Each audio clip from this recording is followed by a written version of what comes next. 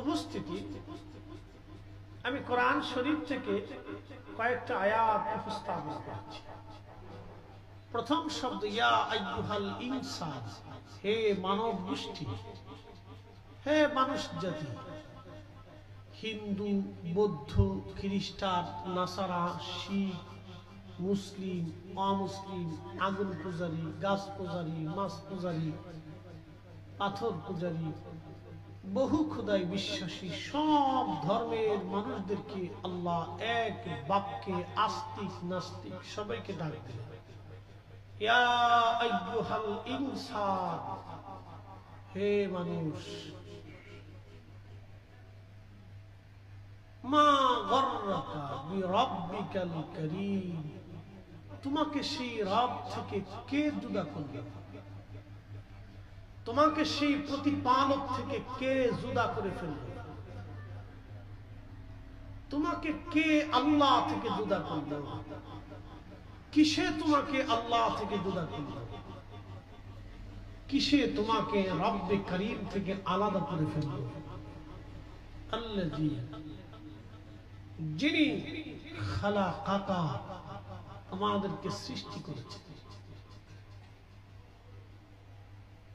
মনোযোগ দিবে।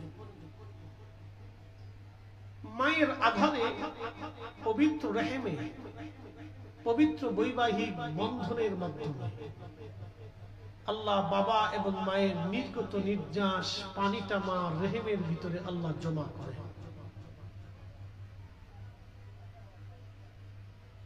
এই পানি থেকে আপনার পরিচয়, আমার পরিচয়, বাবার পরিচয়, মায়ের পরিচয়, সন্তানের পরিচয়, সব পরিচয় হয়েছে। এখানে আপনারা যারা সামনে বসে আছেন, যিনি বক্তব্য দিচ্ছেন, স্টেজে যারা বসে আছেন, বলেন সবাই কি অবৈধ না বৈধ? একসাথে বলেন, হালাল জাদা না হারাম জাদা? জোরে বলেন, জোরে বলেন। আমরা সবাই হালাল সন্তান, বৈধ।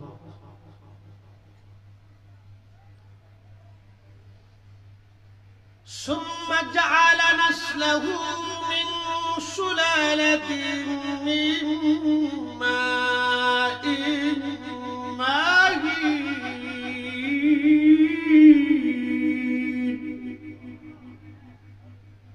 আমি মানব গোষ্ঠীর বংশ বিস্তার করছি।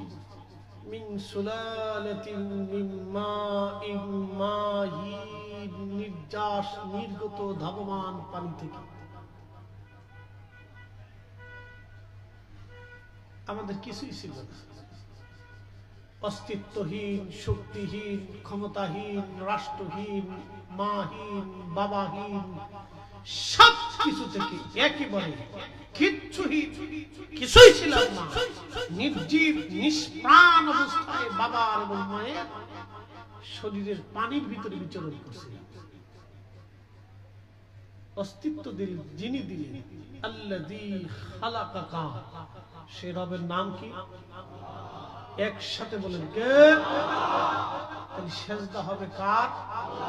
জিকির হবে কার? ইবাদত হবে কার? রোজা হবে কার জন্য? যাকাত হবে কার জন্য? হজ হবে কার জন্য? জিন্দেগি হবে কার জন্য? আল্লাহর জন্য।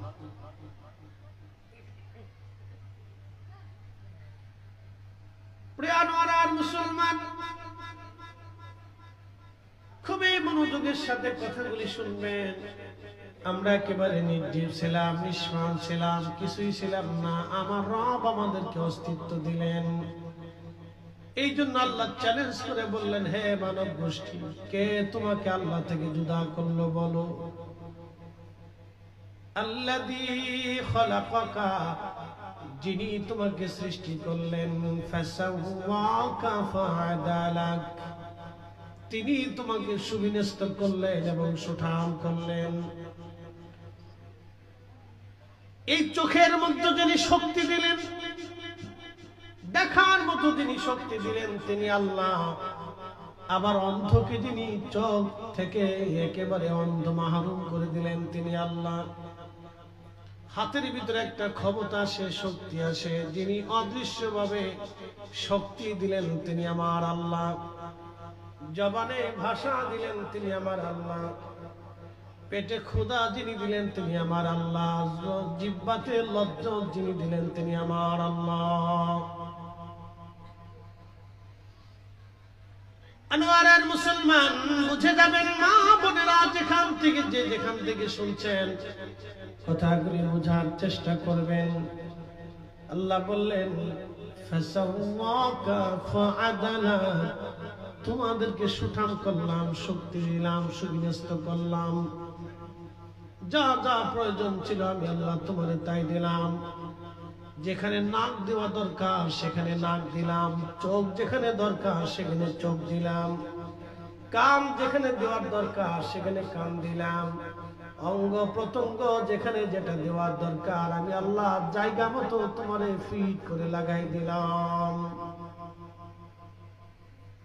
বলো বান্দা, কে তোমাকে আমি আল্লাহ থেকে জুদা করলো? বলো, কে তোমাকে আমি আল্লাহ সিজদা থেকে জুদা করলো? বলো, কে তোমাকে আমি আল্লাহর জিকির থেকে জুদা করলো? বলো, কে তোমাকে আমি আল্লাহ থেকে জুদা করলো? বলো। ফি আই সূরাতিন মা শাআ রাকাবাক, তিনি যেইভাবে চাইলেন সেইভাবে তোমার সুরত দিলেন। কাউরে অন্ধ বানাইলেন, কাউরে চৌকালা বানাইলেন, কাউরে পাগল বানাইলেন, কাউরে আমার আল্লাহ ভিখারি বানাইলেন, কাউকে আমার আল্লাহ রাব্বুল আলামিন ধনী বানাইলেন, কাউকে জ্ঞানী বানাইলেন, কাউকে মূর্খ বানাইলেন। সব আলী আল্লাহর পক্ষ থেকে পরীক্ষা, আমার আল্লাহর পক্ষ থেকে পরীক্ষা। কথা বলেন ঠিক কিনা?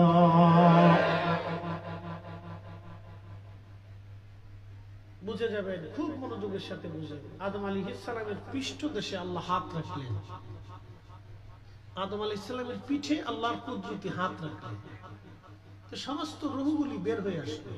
আমরা আদম নবী দেখলেন একজন অন্ধ,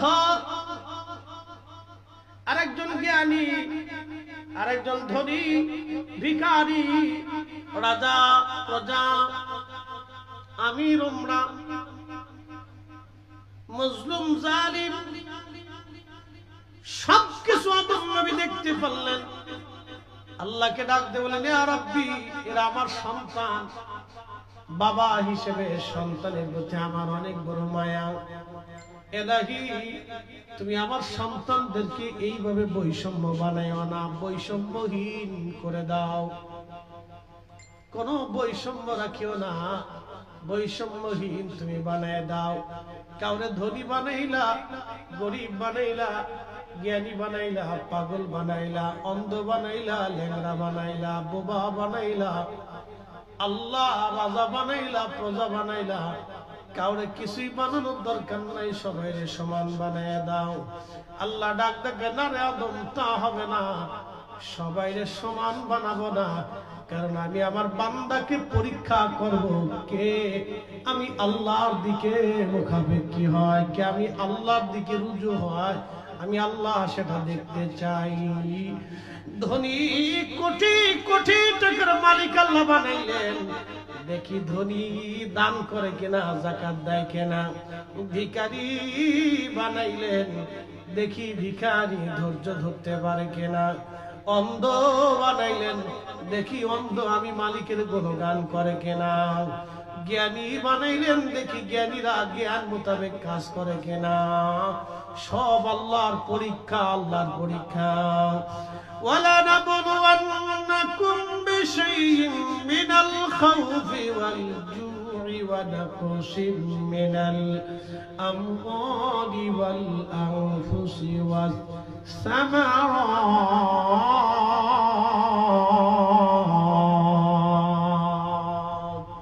আল্লাহ বানাইলেন কত জাতি,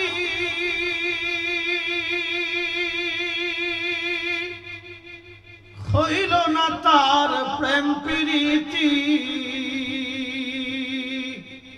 অবশেষে মানুষ বানায় প্রেমের কারণে।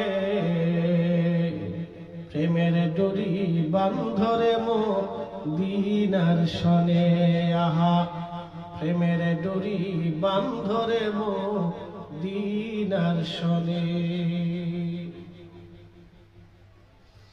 বর্তমান পৃথিবীতে 4 লক্ষ প্রজাতির জীব এবং জীবন আছে। একটা দুইটা না, 4 লক্ষ প্রজাতির জীব এবং জীবন আছে। বর্তমান পৃথিবীতে 4 লক্ষ প্রজাতির জীব এবং জীবন আছে। কোন জীব জীবনের সঙ্গে আল্লাহর বন্ধুত্ব হলো না, আল্লাহর প্রেম হলো না। আল্লাহর প্রেম হয়েছে মানব জাতির সাথে। এই জন্য দেখবেন কোন জাতির মধ্যে খাজা বাবা আজমেরি নাই, কোন জাতির মধ্যে হুজুর গাউসে পাক নাই, কোন জাতির মধ্যে মুজাদ্দিদ আল ফেসানি সিরহিন্দি নাই, কোন জাতির মধ্যে 360 আউলিয়া নাই, কোন জাতির মধ্যে 12 আউলিয়া নাই, কোন জাতির মধ্যে কুতুবউদ্দিন কাকি নাই, কোন জাতির মধ্যে হযরতে বাহাউদ্দিন নাশবন বুখারী নাই, কোন জাতির মধ্যে বাইজিদ বুস্তামি নাই, কোন জাতির মধ্যে হাসান বসরি নাই, কোন জাতির মধ্যে রাবিয়া বসরি নাই। শুধু মানব জাতির মধ্যে ওলি আছে, ওলি আছে। মানব জাতি ছাড়া ওলির অস্তিত্ব পাওয়া যায় না। কথা বলেন ঠিক কিনা?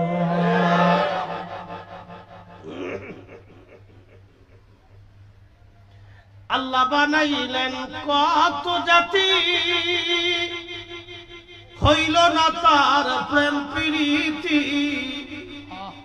অবশেষে মানুষ বানায় প্রেমের কারণে, প্রেমের ডোরি বান্ধরে মদিনার সনে।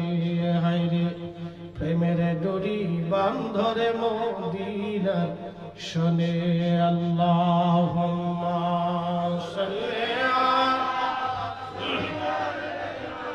মাশাআল্লাহ, আল্লাহু আকবার।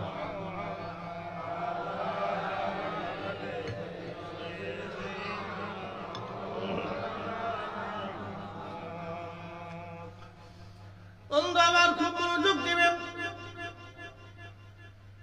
কত সুন্দর করে আল্লাহ মানুষ বানাইলেন, কত অবয়ব দিয়ে মানুষ আল্লাহ বানাইলেন, কত সুন্দর করে আল্লাহ আমাদেরকে বানাইলেন। পৃথিবীতে মানুষের মতো এত সুন্দর কোন সৃষ্টি আল্লাহ বানান নাই। আল্লাহ বলে লাকাদ খালাকনাল ইনসানা ফি আহসানি তাকওয়িম। আমি মানুষকে সুন্দর অবয়ব দিয়ে বানাইলাম, চমৎকার সৌন্দর্য দিয়ে আমি মানুষ বানাইছি। এই মানুষ আমাকে সেজদা দিবে, এই মানুষ আমি আল্লাহর জিকির করবে, এই মানুষ আমি আল্লাহর গুণকীর্তন করবে। আল্লাহ মানব জাতি বানানোর আগে ফেরেশতাদেরকে ডাক দিলেন, হে ফেরেশতারা, ইন্নী জাইলুন ফিল আরদি খলিফা। পৃথিবীতে আমি আল্লাহ খলিফা পাঠাবো। ফেরেশতারা বলল, ও রব, এমন খলিফাকে আপনি দুনিয়াতে পাঠাবেন? আতাজালু ফিহা, তারা ওই দুনিয়ার ভিতরে যাইয়া মাইয়ুফসিদু, ফসাদ বাঁধাবে, মারামারি করবে, কাটাকাটি করবে, দাঙ্গা হাঙ্গামা করবে, ওয়াসফিকুদ দিমা, তারা রক্তপাত করবে।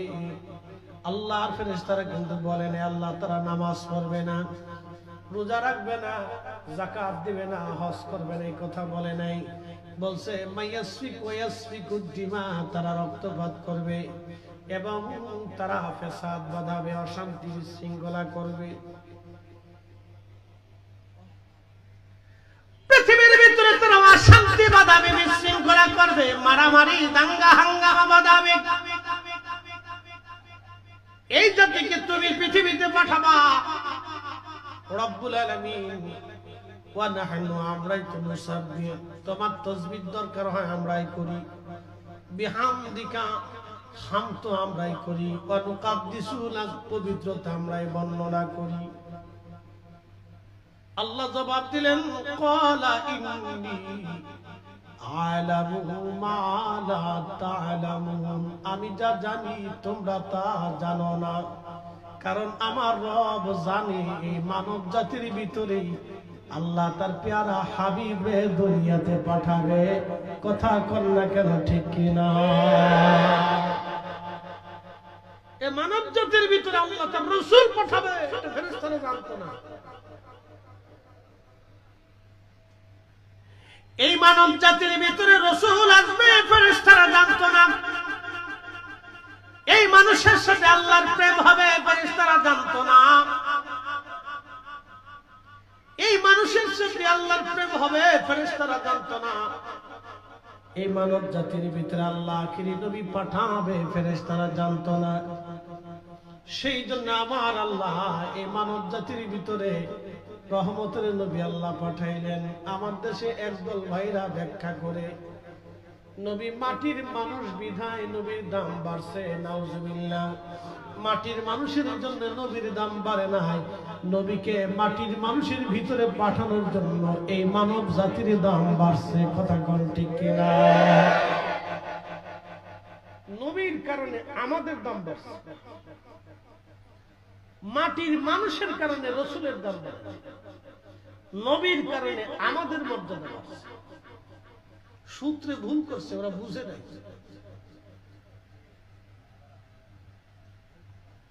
আমাদের কারণে নবীর দাম বাড়ে নাই, রসুলের কারণে আমাদের দাম বাড়ছে।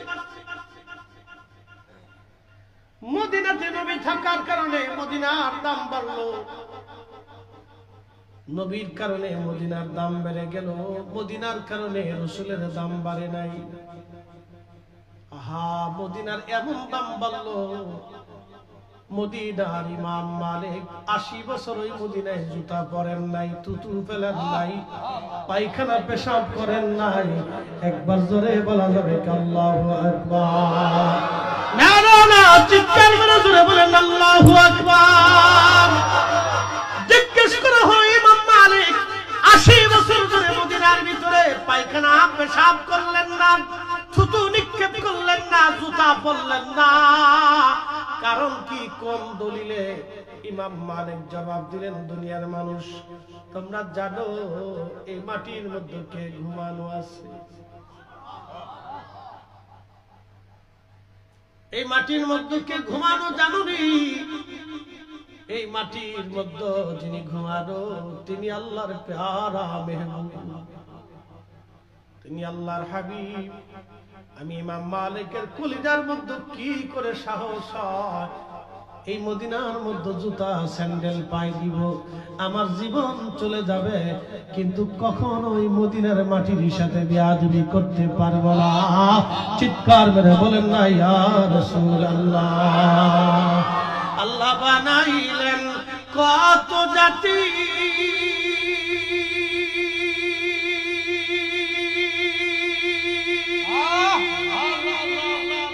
হইল না তোর প্রেম প্রীতি, অবশেষে মানুষ বানায় প্রেমের কারণে। প্রেমের ডুরি বান্দরে মদিনার শনে, হায়রে প্রেমের ডুরি বান্দরে মদিনার শনে। সালাতুন ইয়া রাসূলুল্লাহ, সালামুন ইয়া হাবিবাল্লাহ, আহা সালাতুন ইয়া রাসূলুল্লাহ। এই মানুষের সাথে আল্লাহর প্রেম হয়েছে, খোদার প্রেম হয়েছে, আমার রাসূলের সাথে উম্মতের প্রেম হয়ে গেল। যে উম্মত নবীর সাথে প্রেম করলো ওই উম্মত কপালওয়ালা উম্মত, বুলন্দ নসিবওয়ালা উম্মত। ওই উম্মত দুনিয়াও জয় করলো, আখিরাতেও জয় করলো। আল্লামা ডক্টর ইকবাল এই জন্য লিখেছেন, মগজ পড়া রূহে ঈমান জানে দিন, হাসতে হবে রহমাতুল লিল আলামিন।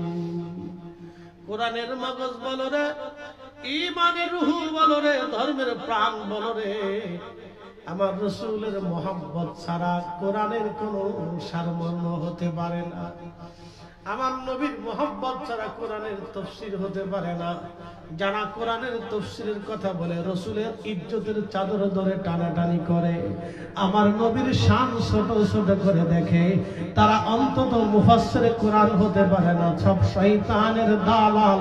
হাত উঁচা করে বলে ঠিক কিনা? ও কিসের মুফাসসির? আজারে বাজারে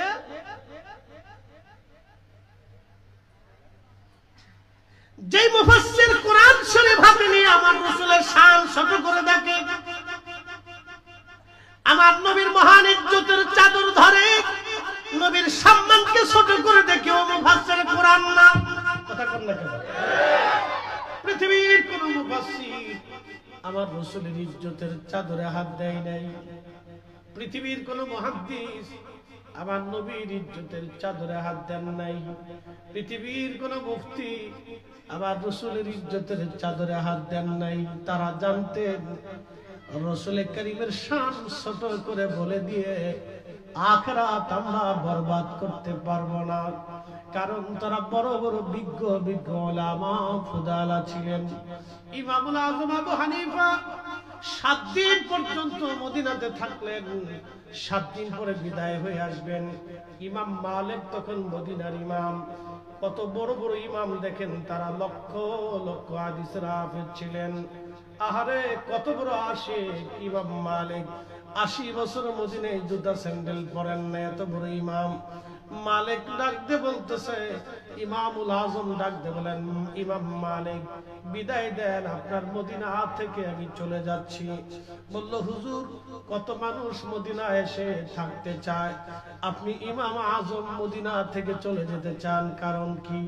বলে, ভাই রে, আমি তো একজন মানুষ, বেঁচে থাকাটা আমার জন্য কষ্টকর হচ্ছে। বলে, হুজুর মদিনাতে আপনার কিসের কষ্ট বলেন?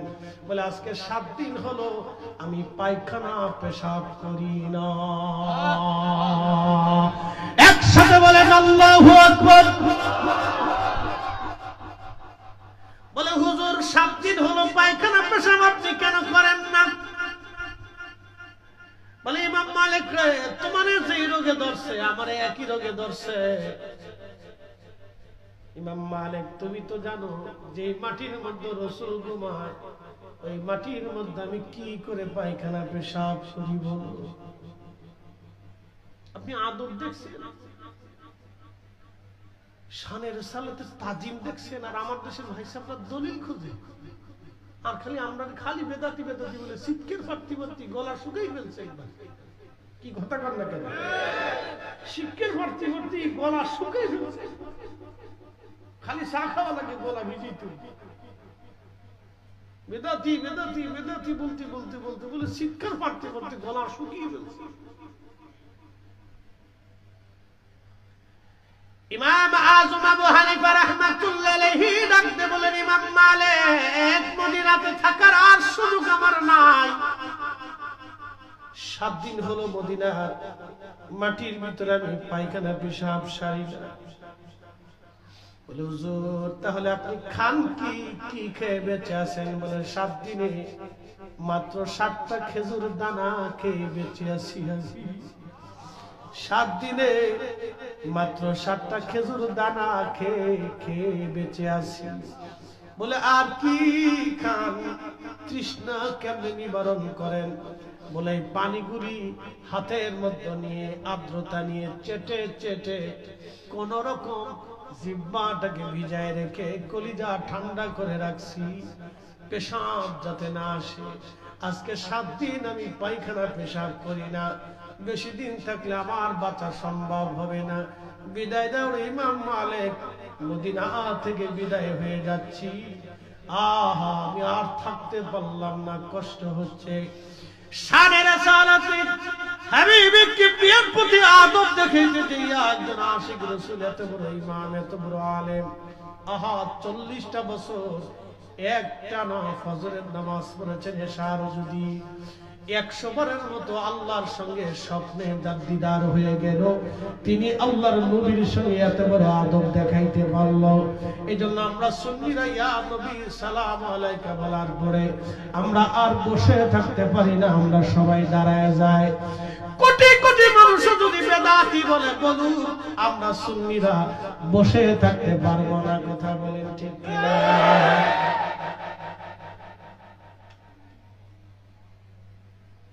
বসে থাকা আমাদের পক্ষে সম্ভব না। কোটি কোটি মানুষ যদি বেদাতি বলে বলুন, বসে থাকার সুযোগ আমাদের নাই, আমরা বসতে পারবো না, বসার সুযোগ আমাদের নাই। সবকিছু শুধু দলিল দিয়ে হয় না, বিবেক দিয়ে বোঝা লাগে। শুধু দলিল দিয়ে হয় না, বিবেক দিয়ে বোঝা লাগে। এই জন্য হৃদয়ের গভীর থেকে উপলব্ধি করাটাই হলো জরুরি। অন্তর থেকে যদি না বুঝেন গো, বোঝানো সম্ভব নয়। আল্লাহ রাব্বুল আলামিন ডাকতে বলে, রে বান্দা, তোমার সুন্দর অবয়ব দিয়ে বানাইলাম। এই মানুষ আল্লাহ বানাইলেন প্রেম করার জন্য। এই মানুষের ভিতরে ওলির জন্ম হয়, গাউসের জন্ম হয়, কুতুবের জন্ম হয়। ফেরেশতারা আপত্তি করল, কিন্তু আপনারা আজ মাহফিলের মধ্যে বসে আছেন, এই বসে থাকার জন্য আল্লাহ আমাদের উপরে এতটা খুশি হয়ে গেছেন। আল্লাহ নবী সাহাবী আবু সাঈদ খুদরি বলেন, কোন এক সাহাবীদের মজলিসের পাশ দিয়ে নবী যাচ্ছিলেন। এমন সময় নবীজি জিজ্ঞেস করলেন, সাহাবীরা, রে মা জালাসনাকুম, তোমরা এইখানে জলসা করতেছো কেন? কি জন্য তোমরা বৈঠকে বসছো? দলবদ্ধভাবে তোমরা বসে বসে কি করো? সাহাবীরা বলেন, নাদুল্লাহি ওয়া নাহমাদুহু, আমরা আল্লাহর জিকির করি এবং আল্লাহর হামদ করি। আল্লাহর জিকির করি, আল্লাহর হামদ করি, আল্লাহর জিকির করি, আল্লাহর হামদ করি। সাহাবীরা, কেন তোমরা জিকির করো আল্লাহ, কেন হামদ করো? আনোয়ারার মুসলমান, আমরাও এখানে আজ বসে বসে আল্লাহর জিকির করতেছি। কি কথা বলেন, ঠিক কিনা? দোয়া আল্লাহর জিকির, দুরূদ শরীফ আল্লাহর জিকির, তাসবিহ আল্লাহর জিকির, নামাজ আল্লাহর জিকির, মাহফিল সাজাইয়া মাহফিলে বসা আল্লাহর জিকির। সাহাবীরা বলেন, ইয়া রাসূলুল্লাহ, আমরা নাদুল্লাহি ওয়া নাহমাদুহু, আল্লাহর জিকির করি, আল্লাহর হামদ করি।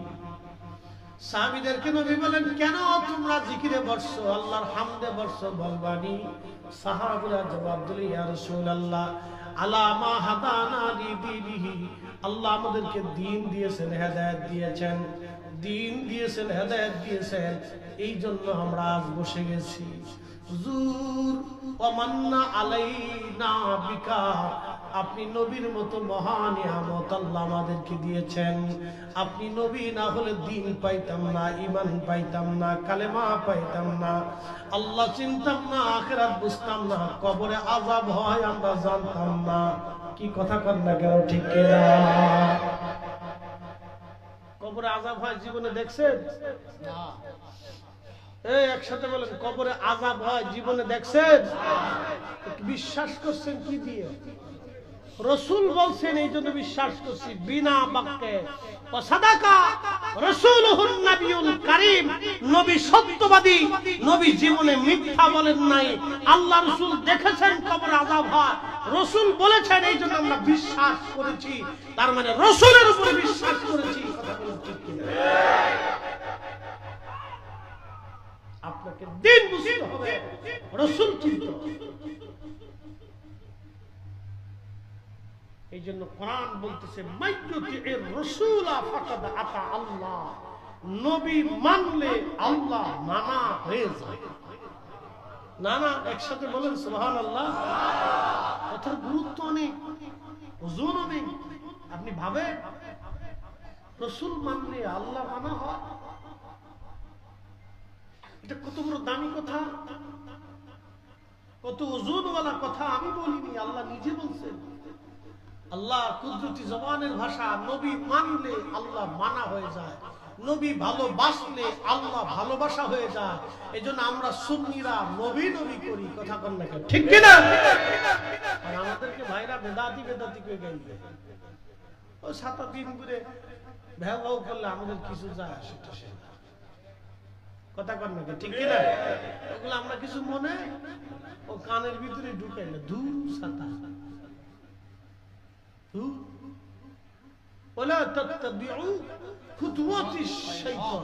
আমরা শয়তানের ইত্তেবা করব না। কথা ঠিক কিনা? শয়তানের ইত্তেবা।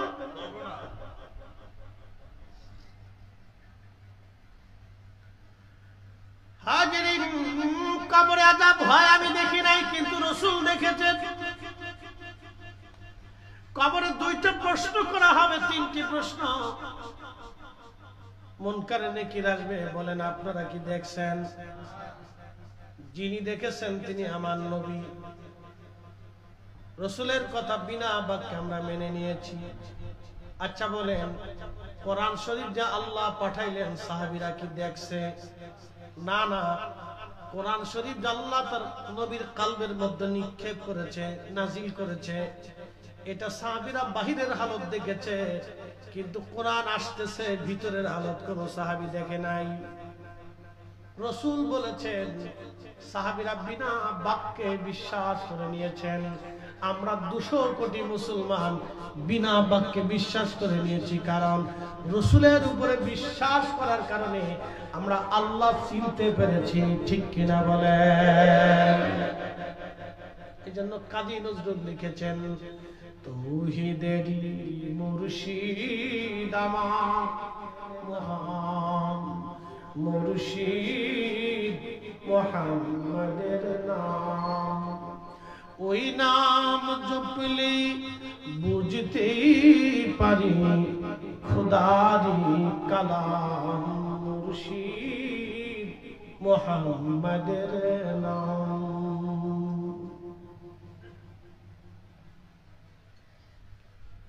নবী মানা আল্লাহ মানা, নবী মানা আল্লাহ মানা। রাসূল বললেন সাহাবীরা শোনো আল্লাহ এক। সাহাবীরা বিনা বাক্যে মেনে নিলেন আল্লাহ এক। নবী বললেন সাহাবীরা মানো তোমার 2 কাঁধে ফেরেশতা আছে। সাহাবীরা বিনা বাক্যে মেনে নিলেন। কেন? আমান কাতিবিনা ইয়ালামুনা মা তাফআলুন। একবার জোরে বলা যাবে কি আল্লাহু আকবার? এ বান্দা তুমি যা কিছু করো না কেন, কিরামান কাতিবিন সব জানে, কিরামান কাতিবিন সব জানে। 2 কাঁধে 2 জন ফেরেশতা, জীবনেও কোনোদিন দেখা সাক্ষাৎ হলো না। রাসূল বলেছেন আমরা বিনা বাক্যে মেনে নিয়েছি। এই জন্য আমরা নবী নবী করি। নবী মানলে আল্লাহ মানা হয়, নবী বিশ্বাস করলে আল্লাহ বিশ্বাস করা হয়। যে নবী মানে না সে আল্লাহ মানে না।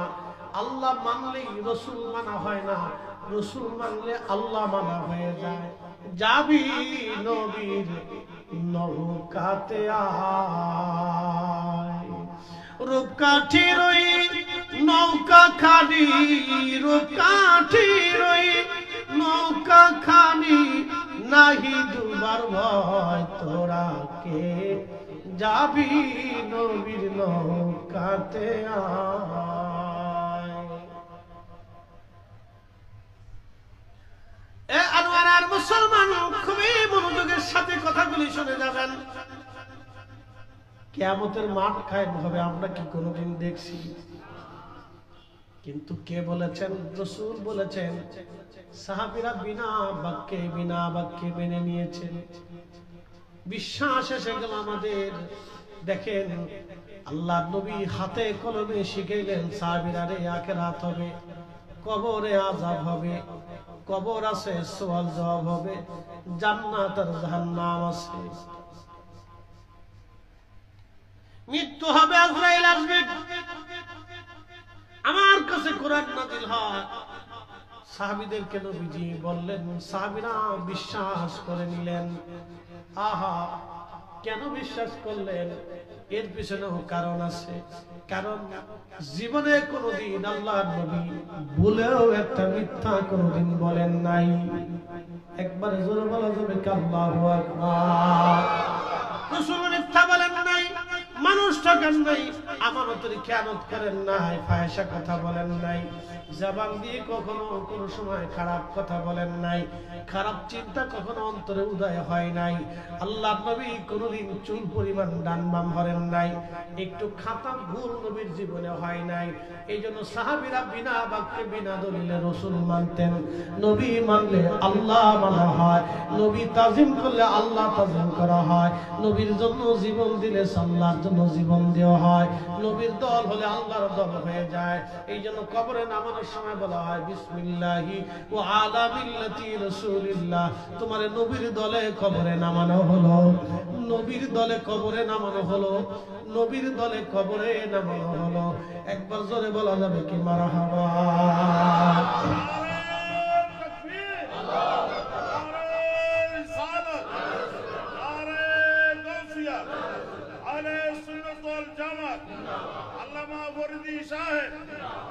বলেন সুন্নিরা হক না বেহক? একসাথে হাত উঁচা করে বলো, হক না বেহক? আমরা ঠিক আছি? যারা বলেন ঠিক আছি, কোনো ভয় নাই, কথা বল ঠিক কিনা? আমরা রসুলের দল। কার দল? রসুলের দল। নবীর দল হইলে আল্লাহর দল অটোমেটিক হয়ে যাবে। আল্লাহ বলছেন আমার রসুলের দল। বুঝে যাবেন সূত্র একেবারে সহজ। আবু বকর সিদ্দিক রাদিয়াল্লাহু আনহু তিনি সফরে গেছেন সিরিয়া, বর্তমান ওই যে গাজা। আচ্ছা, আপনাদেরকে আজকে ছোট্ট একটা ইতিহাস জানাই। গাজার আগে নাম ছিল আসকালান। গাজাটা দেখবেন সমুদ্র কিনারবর্তী এলাকা, অর্থাৎ সাগরের পার্শ্ববর্তী এলাকা। যেমন আপনাদের কক্সবাজার, এরপরে এই আনোয়ারা, এরপরে সমুদ্র পার্শ্ববর্তী এলাকা, এই টোটাল ধরেন এই বাঁশখালী দিয়ে, মহেশখালী দিয়ে, পেকুয়া দিয়ে, এই ওরা একটা সমুদ্রবর্তী এই সাইড একটা বড় এলাকা, এই ধরনের একটা গাজাটা এরকম একটা এলাকা। এই সমুদ্র ভিত্তিক তখন ব্যবসা বাণিজ্য ছিল।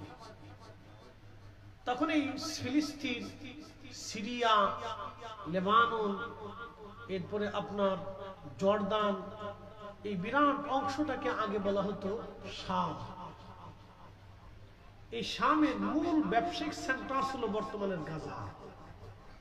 এখানে হযরত সুলাইমান আলাইহিস সালামের রাজ দরবার ছিল, বিরাট বড় প্রাসাদ ছিল। এই বাইতুল আকসাকে কেন্দ্র করে এই আশেপাশে বিরাট বড় রাজ দরবার ছিল। এখানে সমুদ্র, স্থল, জলচর, জীব, পক্ষী, বাতাস, তাম পৃথিবী তিনি শাসন করতেন। তাম পৃথিবী, মানব জাতি, জিন জাতি, দুইটা জাতিকে উনি শাসন করতেন। পৃথিবীর প্রত্যেকটা ইঞ্চি ইঞ্চি জমিনের বাদশাহী আল্লাহ তাকে দিয়েছেন। ওনার একটা তখ্ত ছিল, সিংহাসন ছিল, এই চেয়ারের মতো না। তখ্তটা এত বিরাট ছিল যে লক্ষ লক্ষ সৈন্য, হাতি, ঘোড়া, অস্ত্র, খাবার দাবার সব ওই তখ্তের মধ্যে নিতে পারতেন। বাতাসকে বলতেন, বাতাস এই তখ্ত উড়াও। তেল লাগতো না, মোবাইল লাগতো না, ইঞ্জিন লাগতো না, কিচ্ছু লাগতো না। বাতাস ওই তখ্তটার উঠাইয়া উড়াইয়া উড়াইয়া উনি যেখানে যাইতেন ওই আল্লাহর নবী সুলাইমান আলাইহিস সালামের এই তখ্ত সহ সৈন্য সামন্ত সহ লোক লস্কর সহ এখানে চলে যেতেন। তেলের গাড়ি তেলে চলে,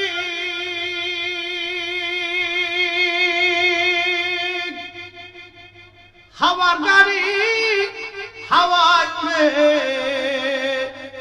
বিনা তেলে চালায় গাড়ি নবী সুলাইমান। আমরা সেই মুসলমান, আমরা সেই মুসলমান। আমরা আমাদের অস্তিত্ব নষ্ট করে ফেলছি, কথা ঠিক কিনা? আমরা আমাদের শক্তিকে নষ্ট করে ফেলছি, বুঝেন তো? আমরা সেই মুসলমান। খাজা বাবা আজমিরি আনা সাগরের পানি একটা ছোট্ট লুটার ভিতরে নিয়ে এসেছিল। একসাথে বলবেন আল্লাহু আকবার। পুরো আনার পানি একটা লুটার ভিতরে নিয়ে এসেছিল। পৃথিবীর কোন জ্ঞান, বিজ্ঞান, মেধা আবিষ্কার হয়েছে পুরো আনার পানি একটা লুটার ভিতরে আনতে পারবে? একসাথে বলুন পারবে? কিন্তু খাজা বাবা এই অসাধ্যকে সাধ্য করে দেখিয়েছিলেন। সেই দিন হিন্দুরা, সনাতনীরা, বিধর্মীরা বুঝেছিল ঠিক খাজা বাবা ঠিক। কারণ যে ঈমান, যে আকীদা, যে বিশ্বাস, যে ইয়াকিন, যে কোরআন, যে কিতাব, যেই নবীর উপর ঈমান আনার কারণে খাজা বাবা আনার পানি একটা লুটার ভিতরে আনতে পারে। ওই ঈমানই ঠিক, ওই কালেমাই ঠিক, ওই বিশ্বাসই ঠিক, ওই ধর্মই ঠিক, ওই নবী ঠিক, ওই আল্লাহ ঠিক। কারামত দেখাইয়া তারা আল্লাহ কুদরত রাসূলের প্রতি ইয়াকিন আনাইছিল। একসাথে বলা যাবে আল্লাহু আকবার। আজকে আমাদের দেশের ছেলেগুলা পোলাপান 2 দিনের মুফাসসিরে কোরআন খাজা বাবার সমালোচনা করে। 2 দিনের গোলাপান খাজা বাবা গাজা খাবা, খাজা বাবা গাজা খাবা, কেউ আছে এটা আতর মুহে দিছে না, মুইতে পেশাব করে ঠিক মতো পানি নিতে পারে না। আপনি জানেন এদেশের ৭৫ কোটি মুসলমান খাজা বাবার কাছে ঋণী। কথা কোন ঠিক কিনা? কত কোটি মুসলমান? ৭৫ কোটি মুসলমান এই জমিনের খাজা বাবার কাছে ঋণী। খাজা বাবার কাছে ঋণী।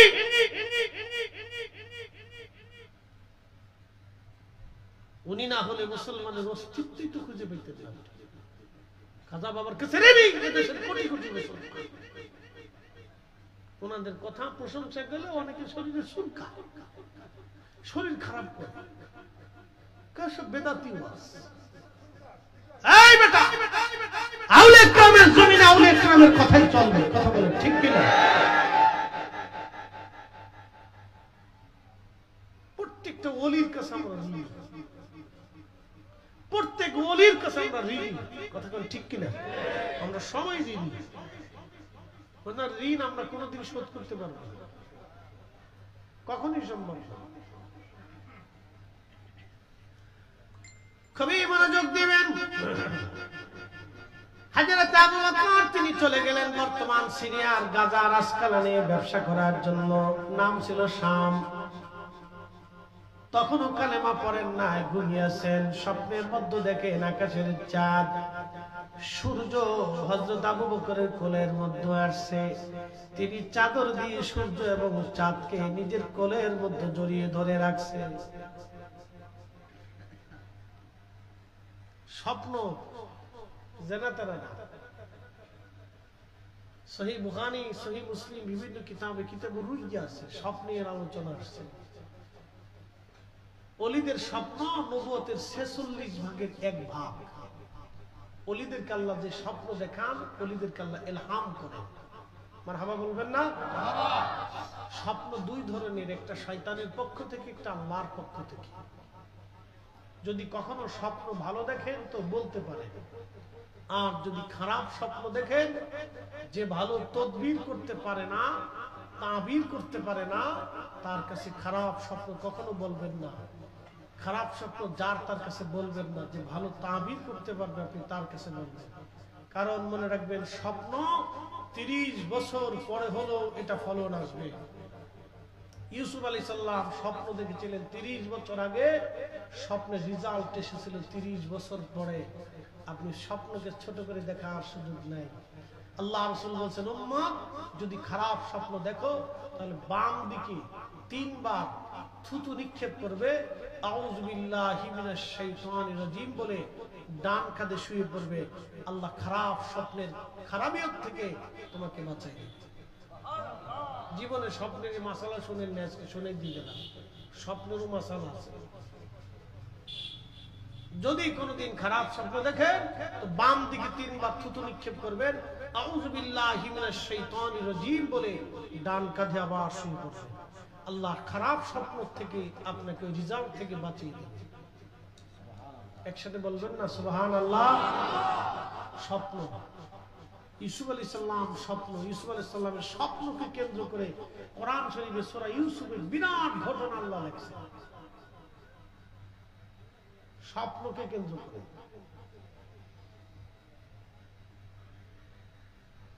হযরত আবু বকর স্বপ্ন দেখতেছে আকাশের চাঁদ আর সূর্য কোলের মধ্যে এসে গেল। ব্যাপার কি রে? কোলের মধ্যে আজ আকাশের চাঁদ সূর্য এসে গেল। পাশে একজন খ্রিস্টান পাদ্রী ছিল, ডেকে বললেন, পাদ্রী বলো, আমি কালকে রাত্রি বেলায় স্বপ্ন দেখেছি, স্বপ্নের তাবির কি হতে পারে? পাদ্রী জবাব দিল, আপনার নাম কি? আবু বকর। বললেন, হ্যাঁ আমার নাম আবু বকর। আপনার বাড়ি কি মক্কায়? বলে, হ্যাঁ বাড়ি মক্কায়। আবু বকর রে, আপনাদের দেশে কি একজন নবী আসছে, নাম মুহাম্মদ, বাবার নাম আব্দুল্লাহ, মায়ের নাম আমেনা, বংশ কুরাইশ, বনু হাশেম, আব্দুল্লাহর নসল। একবার জোরে বলা যাবে কি মারহাবা? শ্রেষ্ঠ নবী দিলাম রে,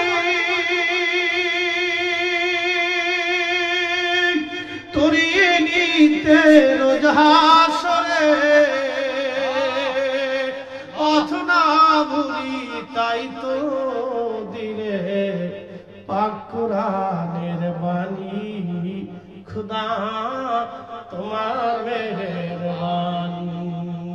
কষ্ট হচ্ছে, ঘুমাইছে। আবু বকর সিদ্দিক বলতেছেন, পাদ্রী এত খবর তুমি কেমনে জানো? বলে ওই নবীর সব কথা তাওরাত জবুরে লেখা আছে। একসাথে বলেন আল্লাহু আকবার। আমার রাসূলের প্রশংসা তাওরাতে জবুরে ইনজিলে সহিফায় সহিফায় লাইনে লাইনে লেখা ছিল। আর আমরা ওয়াজ করলে বেদাতি হয়ে যাই। কি কথা কর না কেন? আমরা বেদাতি হয়ে যাই। সাতার বেদাতের ফতোয়ার গোষ্ঠী গিলাই। এই জীবন যতদিন আছে রাসূলের শান গাবো, জীবন যতদিন থাকবে নবীর শান শুনবো। হয়তো তো করে বলেন ঠিক কিনা?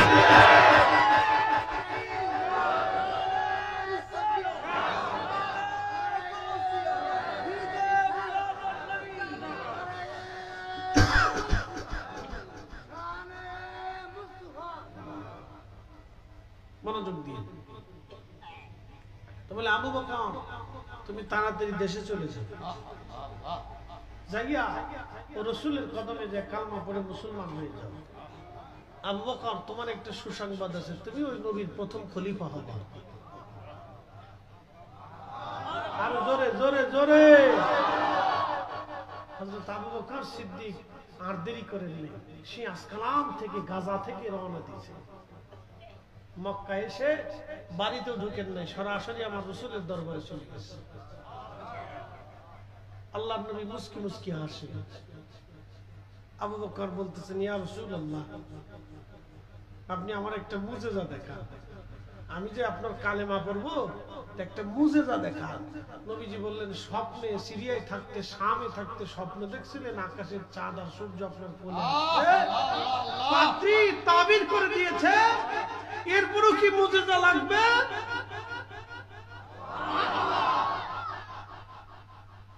উম্মত কি স্বপ্ন দেখে রাসূলের দরবারে খবর আছে। ওই রাসূলের ইলম নিয়ে যারা প্রশ্ন করে এদের মতো বোকা, এদের মতো আকলহীন পৃথিবীতে আর কেউ হতে পারে না, ঠিক কিনা? পৃথিবীর সবচেয়ে নিকৃষ্ট বোকা হলো